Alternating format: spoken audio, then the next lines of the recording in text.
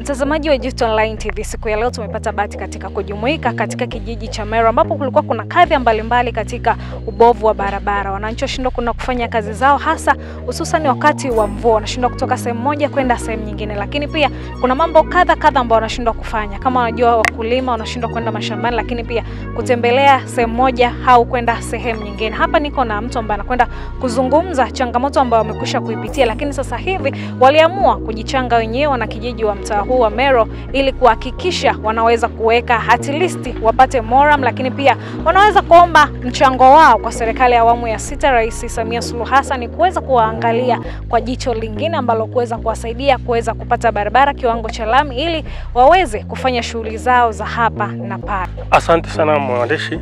Mimi na kwa jina naitwa Ewald Maho, ni mwananchi wa kitongoji hiki cha Usangi, na kazi mnayoiona hapa ni kazi ya wananchi wamejitoa kwa moyo wao wote, wametoa fedha, tumechangia gharama za greda. Tumefanya kazi ya greda kwa kipande cha takriban kilomita 3.5 mpaka 4, na awamu ya pili tumeweza kuchangia kwa level ya changarawe. Tumeleta vifusi vya changarawe na sasa hivi ndio wananchi tunaendelea kuvisambaza. Kama unavyoona sasa hivi mvua ndio zinaanza kunyesha, lakini changamoto kubwa ambayo tunaiona mbele ni mitaro. Mitaro sasa hivi mvua zikianza kunyesha, humo rambo hata tuliweka hapa inaweza ikawa pia ni kazi bure.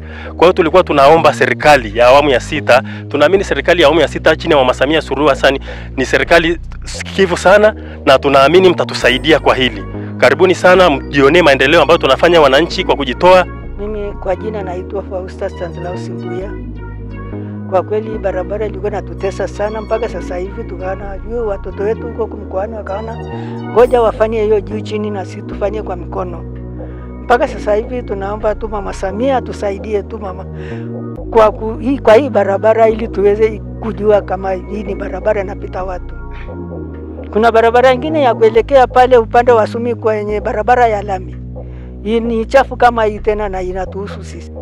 Meru sasa hivi inapendeza. Kwa muda mrefu tulipata shida ya barabara. Kwa kweli ilikuwa ukitoka maeneo ya tuchukulie tu hapa Kisomachi kupandisha hapa, ilikuwa ni shida sana, hata kupita kwenye hii barabara ya Usangi ilikuwa ni matatizo makubwa sana. Kwa hiyo tulikuwa tunapata shida sana katika kuweza kufika kwenye maeneo yetu. Hata kwa miguu ilikuwa ni tatizo kubwa sana.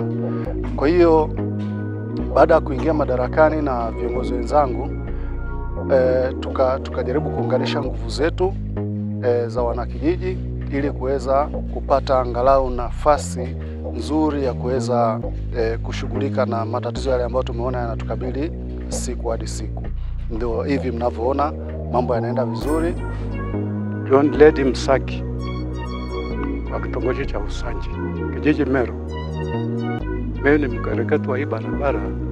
Huko mwanzo nilikuwa mwenyekiti wa kitongoji, niliweza kuendesha hii kitongoji bila matatizo yote. Sasa nilipostaafu sasa, mimi naona hali sio nzuri.